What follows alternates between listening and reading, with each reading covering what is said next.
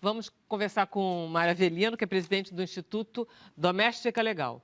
Doméstica Legal é fundamental. Sem dúvida. Porque, em geral, não é, Mário? Qual é a tua experiência? Bom, primeiro dado que é lamentável no Brasil, nós estamos falando de uma lei que já está há 4 anos com mais direitos. Para cada 3 trabalhadores domésticos que deveriam ter carteira assinada, somente 1, média Brasil. Mas, se eu for na região norte, para cada 100, 15 têm carteira assinada. Região nordeste, 20. Então, é uma informalidade de 80%, 90%, 85%, onde tem menos informalidade é a região sul. E aí vem a questão da educação. Você vê que lugares onde há mais educação, que se investe mais, há menos informalidade, há mais respeito à lei. Está ligado à educação ou está ligado a uma justiça do trabalho que funciona mais nessas regiões aqui? Eu diria que não é nem... Não é? O emprego doméstico ele tem uma outra característica, ele tem uma cultura que vem da escravatura. Vamos pontuar. Então, a cultura do emprego doméstico foi a informalidade. Nunca... A justiça do trabalho, ela só entra no emprego doméstico quando o trabalhador aciona. Isso. Agora, nunca houve fiscalização. A própria lei atual, há uma fiscalização. Se hoje o Ministério do Trabalho não fiscaliza nem as empresas, houve um desmonte do aparelho de fiscalização do trabalho no Brasil. Se nós pegarmos há 15 anos atrás, estou chutando, vamos supor que tinham 2.000, 3.000 fiscais. Hoje não tem nem 500. Então, nós não podemos falar de fiscalização, que não funciona nem em pessoa jurídica, muito menos dentro da casa. E, na casa, tem um detalhe importante, que é um direito constitucional.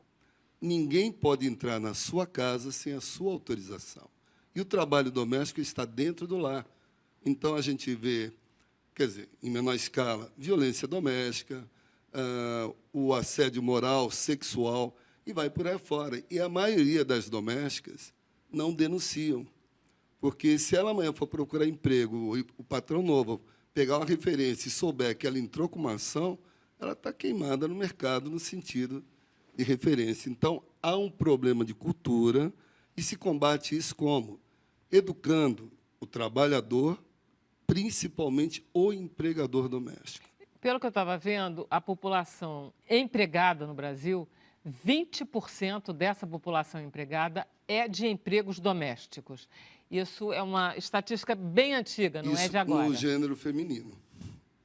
Porque são, não. São 6 milhões, total, correto. No total. Quando você pega a população feminina, é maior, inclusive, do que isso, né? Quer dizer, a população feminina tem é mais do que 20%. 93% da mão de obra doméstica são mulheres. Pois é. Existem direitos que foram acordados já há um tempo.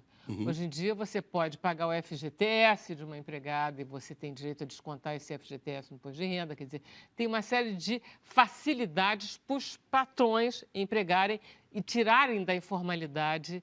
Isso está aumentando ou não? A tua pergunta é bem interessante. Vamos lá. Se nós pontuarmos uma linha do tempo, 2013 foi aprovada a PEC das domésticas. E ali, naquele momento, na minha opinião, quebrou o grande elo da cultura escravagista. O trabalhador doméstico, até aquele momento, ele não tinha uma jornada de trabalho que a Constituição garante. Definida, e aí, naquele momento, ele adquiriu o mesmo direito. Ele trabalhava o dia inteiro, não hora tinha extra. jornada, não era havia hora como extra, se não fosse era da família, né? Então, usava é típico da cinismo. cultura escravagista. Eu trabalho e não tenho uma jornada. Naquele momento, quebramos, legalmente falando, uma coisa é a lei, quebramos esse elo. Então, ela passou a ter uma jornada de 44 horas semanais, igual a todo trabalhador. Isso em lei. Em 2015, levou quase 2 anos e meio para que os direitos que foram promulgados na PEC, proposta de emenda constitucional, alterou-se a Constituição, dando mais direito às domésticas.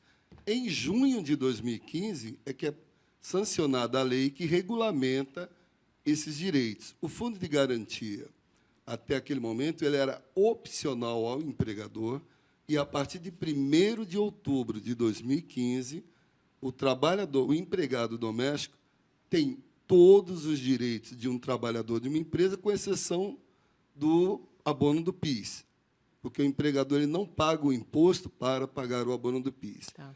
E o seguro-desemprego do trabalhador doméstico, do empregado doméstico, em vez de ser até 5 parcelas, e pela uma média salarial, eles são somente 3 parcelas de um salário mínimo.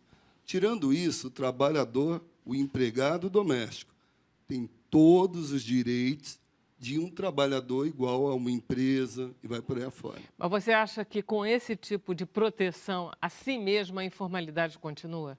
Continua. Esse dado que eu dei. Se nós pegarmos há 20 anos atrás, a informalidade era na relação de 4 para 1. Hoje, como eu falei, está em 3 para 1. Agora, a questão é que a lei, como eu falei, a lei, o direito, o trabalhador, se nós temos quase 2,5 milhões, 2,8 milhões de empregados que deveriam ter a carteira assinada e não têm. E se a gente for ver o número de ações trabalhistas do emprego doméstico, é muito pequeno. Aumentou, até pela conscientização do empregado. Mas quer ver, antes da lei, qual era o grande problema do emprego doméstico, principalmente na região norte e nordeste? Era o Bolsa Família. Porque a empregada, com medo de perder o Bolsa Família, não queria ter a carteira assinada. Claro. Hoje em dia, a gente trabalha muito para dizer o seguinte, olha, você com a carteira assinada, você tem o salário família, você tem o fundo de garantia, você tem direito às férias, 13º, e vai por aí fora. Tem o seguro-desemprego. Então, é muito o Bolsa Família, primeiro, é para quem precisa, para quem está em estado de miséria. Você tem um emprego, um trabalho, tem um salário, no mínimo, o salário mínimo, e o fato de ter carteira assinada é importante destacar. O fato de uma empregada ter a carteira assinada não quer dizer que ela vai perder o Bolsa Família. O Bolsa Família tem toda uma lei que é de acordo com o número de pessoas na casa e vai por aí afora. Da renda familiar. Sem dúvida. Então, essa cultura que vou perder o Bolsa Família, não. Depende da situação do salário que ela vai receber. Agora, Mário, eu tenho uma curiosidade, que é a diferença do trabalhador, da diarista, né, e do empregado, o trabalhador doméstico. Quando assina a carteira, quantas vezes por semana o trabalhador tem que estar na sua casa? Sua pergunta é fundamental, Bruno. A lei, que hoje regulamenta o emprego doméstico, primeiro artigo diz o seguinte, estou resumindo, empregado doméstico é aquele que trabalha mais que 2 dias na semana, então até 2 dias a pessoa não é obrigada a assinar carteira, seria opcional. Então, até 2 dias é a famosa diarista. A partir de 3 dias na semana, tem que assinar carteira. E outra coisa importante, o que é o empregado doméstico? Ele trabalha mais que 2 dias na semana para o mesmo contratante, no caso, o empregador. Quem o contrata é uma pessoa física ou família sem fins lucrativos. Se não é comércio. Senão uma relação comercial, vou dar um exemplo prático. Industrial. Vamos supor que eu tenho um sítio, você tem um sítio, eu tenho um pomar de laranja, você também. Eu tenho um caseiro que ele colhe para consumo próprio. E ele colhe para vender no supermercado. Você está tendo lucro. Ele deixa de ser regido pelo emprego doméstico, vai ser regido pelo rural ou CLT de acordo com a situação. Que você tem. Mas hoje tem todos os direitos. Então, até 2 dias... E a diarista pode fazer MEI também, pode receber pelo microempreendedor. Isso é também importante. Quantos dias um empregado doméstico tem que trabalhar, o máximo? O máximo, nós caracterizamos, Geraldo, pela carga horária. Mas, em média, tem que ter 1 dia de descanso na semana. É igualzinho a um trabalhador de uma empresa. Então, ela pode trabalhar, exemplo, 8 horas por dia, de segunda a sexta, e no sábado, 4 horas, o que vai dar 40 horas de segunda a sexta, mais 4 de sábado, das 44.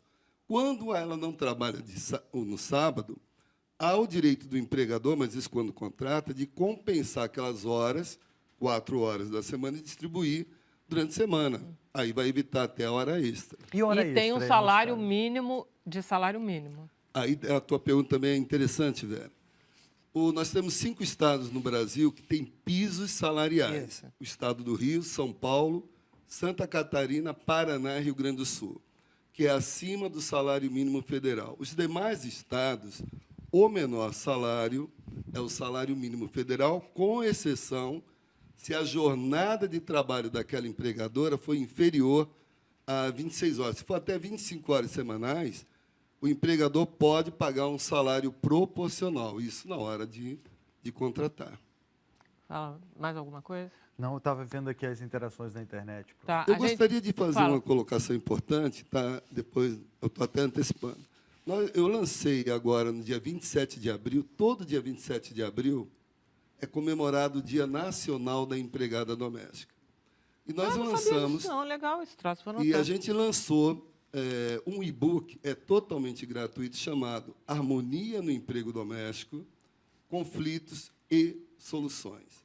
Então, são anos de experiência, a gente tabulou os principais conflitos, Legal isso. ora gerado pelo empregador, ora gerado pela empregada, e como resolvê-los, porque, às vezes, a intolerância está se perdendo um bom colaborador. Como é que a gente consegue esse e-book? Entrando no site www.domesticalegal.com.br, vai ter um item lá, utilidades, e tem lá os livros. Baixa, é totalmente gratuito. Isso é importante. E há o que eu diria que é mais importante, que é a luta nossa de conscientização, que é um livro que eu lancei em 2016, chamado Emprego Doméstico, Como Gastar Menos Dentro da Lei. Por experiência, Vera, o empregador doméstico ele tem a cultura que é muito caro assinar carteira. Na realidade, é o contrário. No livro é mostrado matematicamente... Que é muito mais barato você assinar Sem carteira, dúvida. não tenha dúvida. E pegando um empregado com carteira e um sem carteira com o mesmo salário, o empregador que não assina carteira paga mais do que o que assina carteira. Maravilha, É gente. grátis o livro também. Está com formato e-book.